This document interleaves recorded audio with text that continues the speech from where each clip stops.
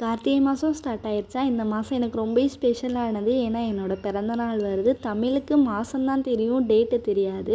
English டேட்டை தான் கொண்டாடிட்டு இருக்கோமா. எனக்கு மட்டும் இல்லை, என் ஃபேமிலியில் ஒரு 2-3 பேருக்கு இந்த மாதம் தான் எல்லாத்துக்குமே பிறந்தநாள் வரும். வெயிட் பண்ணிகிட்ருக்கேன் எல்லோரும் பிறந்தநாளுக்கும்.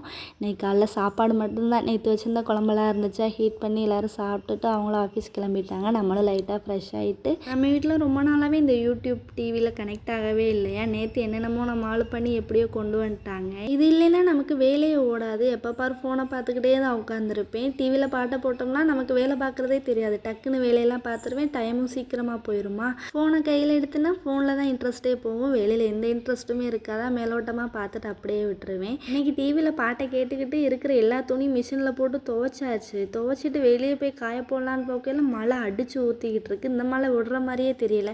ஏதாச்சும் ஒரு சைடாச்சும் கிளைமேட்டு மாறி இருக்குன்னு பார்த்தா எல்லா சைடும் மேகம் ஒரே மாதிரி தான் இருக்குது. இந்த மழை எப்போ விடும்னே தெரியாது. மழை விட்டதுக்கப்புறம் தான் இனி போய் காய போடணும். வீடியோ பிடிச்சிருந்தா லைக் பண்ணுங்கள். நம்ம சேனலை சப்போர்ட் பண்ணி சப்ஸ்கிரைப் பண்ணுங்கள்.